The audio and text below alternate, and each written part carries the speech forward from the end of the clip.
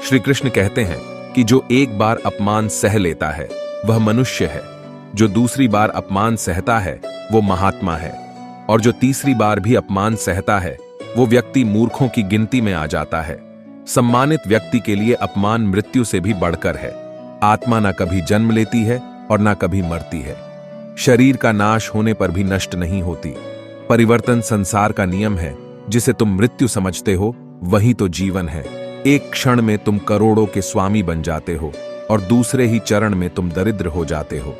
कर्म उसे नहीं बांधता जिसने काम का त्याग कर दिया है।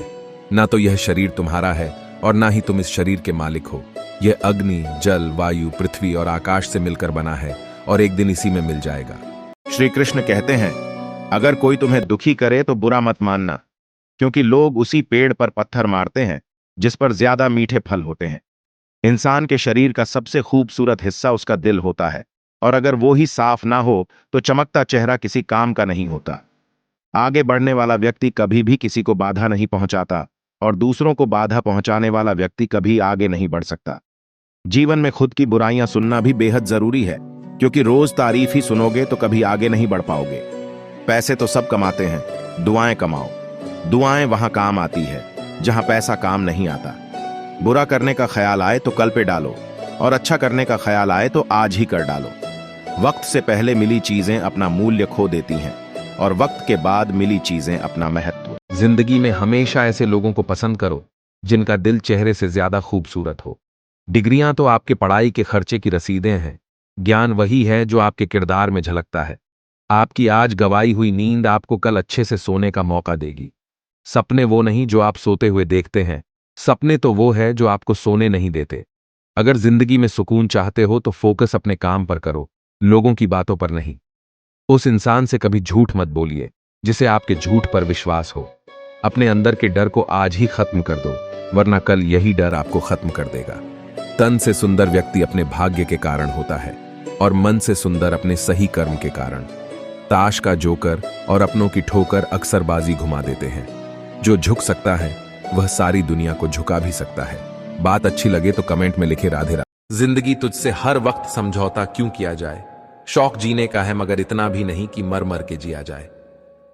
खुशनसीब है वो जिसने अपने आज का समझदारी से इस्तेमाल किया, क्योंकि कल कभी आता नहीं और आज कभी जाता नहीं। जीवन में ऊंचे उठते समय लोगों से अच्छा व्यवहार करें। अगर कभी आप नीचे आए तो सामना इन्हीं लोगों से करना होगा। पानी की तरह बनो जो अपना रास्ता स्वयं बनाता है, पत्थर की तरह नहीं जो दूसरों का रास्ता भी रोक लेता है। जिस घड़े में छोटा सा भी छेद हो जाता है उसमें पानी नहीं ठहरता। जिस मनुष्य का आचरण बुरा है उसमें सद्गुण नहीं ठहरते। कभी कभी इंसान जितना अकेला रहता है उतना ही खुश रहता है। जुबान खराब होना दिमाग खराब होने की पहली निशानी है। जानवर मार खाकर भी वफादार है और इंसान प्यार पाकर भी गद्दार है। उन लोगों से तो दूरियां ही ठीक है जिन्होंने आपकी नजदीकियों की कभी कदर नहीं की। बड़ा वही होता है जो छोटे के दर्द को समझ सके।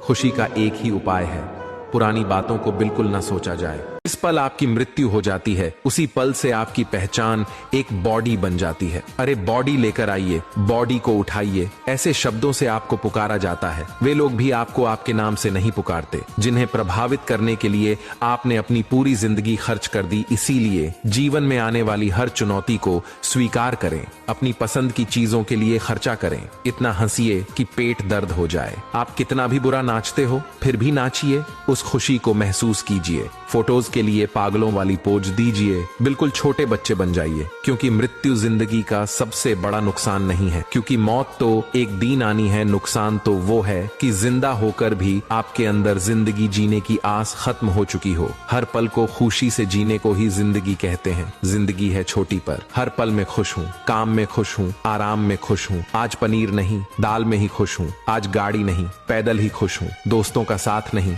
अकेला ही खुश हूँ। आज कोई नाराज है उसके इस अंदाज से ही खुश हूँ। जिसको देख नहीं सकता उसकी आवाज से ही खुश हूँ।